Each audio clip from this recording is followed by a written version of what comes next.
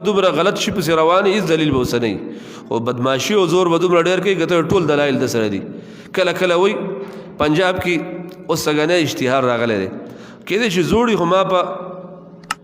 میډیا باندې ولیده چې ویلي حافظ سعید صاحب ته زموږ دا چیلنج دی که 100 لکه د تراویح ثابتې کړي نو غوڼ هلیکاپټر او که عبدالرحمن مکی صاحب ثابت کړي نو بیا ولا یو لنډ کروزر هاټ لنډ کروزر جوړ کړی دی غټ لنډ کروزر به درته درکړو او که عبدالرحمن عابد صاحب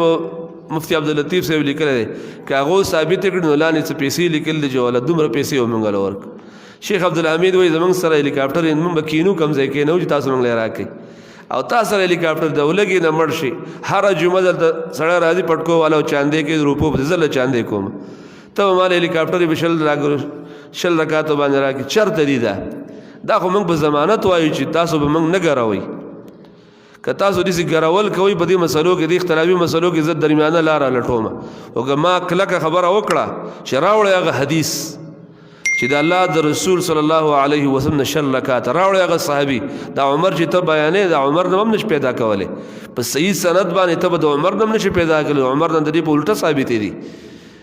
نو که ما ویل چې 100 رکعات ته پیدا کړه د عمر رضی الله عنه نه نو بیا ډېر به زه ورته چې علیکم بسنتي او مصنف کې لیکلي عبدالرزاق کې لیکلي په حشد اثار سنن کې بیا به پیدا نه کړي خو چې موږ گزاره کوو نو گزاره کوه شیخ افضل یو ځای کې درس کوو کوهستان کې یو طالب پاس دی جی علی حدیث و داسې وایي چې په هوا باندې اودس نه ماتېږي هغه وخندل ډېر ګرول مه کوئ ګوره هغه دلایل موږ ته معلوم دي چې ما تاسو ته قاضي خان نه بله ورځ ویلي چې د مهر د هدایه کې لیکلي کتاب الحدود کې چې د مور سره او د خور سره نکاح وکړي نو حد پې نشته موږ دا نه وایو سپی راوالې او په دې ځای کې ښکته واچو په دې ځای کې او خوله وله وتړه خوله کې ورته دا ماسک ولګوه خولې له ماسک ولګوه په دې نستوڼو کې وتړه الله اکبر وکړه منځ کېږي دا هم ستا په کتاب کې لیکلي او که مخې ته خره تېره شو د هغې په عورت دې نظر ولګي نو مونځ دې صحیح دی او که مخې ته قرآن پروت او کولاو پروت او په هغې دې نظر ولګي نو مونځ دې خراب دی